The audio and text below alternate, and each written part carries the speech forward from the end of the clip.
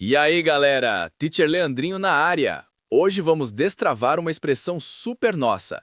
I passed the road day at the. Sabe quando você passa o dia todo de rolê em algum lugar? É isso. Bora praticar para soar natural. Let's go! I passed the road day at the.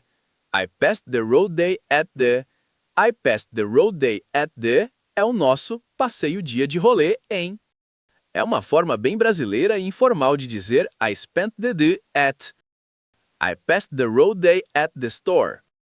I passed the road day at the store. I passed the road day at the stage and felt the wind. I passed the road day at the stage and felt the wind. I passed the road day at the store, far from the wind and the stage. Arrasaram! Lembrem-se que essa é uma gíria brazuca. Para um inglês mais gringo, use I spent the day at. O importante é se comunicar. Keep practicing. See ya!